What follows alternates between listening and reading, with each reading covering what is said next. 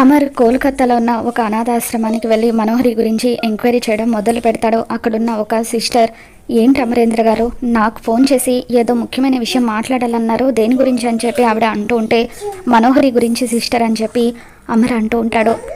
మనోహరి గురించా, ఏం వివరాలు కావాలని చెప్పి ఆ సిస్టర్ అడుగుతూ ఉంటుంది. దాంతో అమర్ మనోహరి కోల్కతాకి వస్తానని చెప్పి తను ఇక్కడ నుండి వెళ్ళిపోయేంత వరకు ఏం జరిగిందో మొత్తం చెప్పండి సిస్టర్ అని చెప్పి అమర్ అంటూ ఉంటాడు. మనోహరి ఇక్కడికి వస్తానని చెప్పినప్పుడు రాలేదు, కొన్ని రోజుల తర్వాత వచ్చింది, మళ్ళీ 2 రోజులకు పెట్టకుండా వెళ్ళిపోయింది. అలా వెళ్ళిపోయిన 2 నెలలకు ఇక్కడ సామూహిక వివాహాలు జరిగే గ్రౌండ్లో తను కనిపించిందని ఇక్కడ పనిచేసే సిబ్బంది చెప్పారు అని సిస్టర్ అంటూ ఉంటారు. దాంతో రాతోడు అమర్ ఇద్దరు షాక్ అవుతూ ఉంటారు. తర్వాత సిస్టర్ ఫోన్లో మనోహరికి రణవీర్కి పెళ్లి జరిగినప్పటి ఫోటోలు చూపిస్తూ ఉంటుంది. ఇక దాంతో ఆ ఫోటోలు చూసి రణవీర్కి మనోహరికి పెళ్ళైందని అమర్ నిజం తెలుసుకుంటాడు.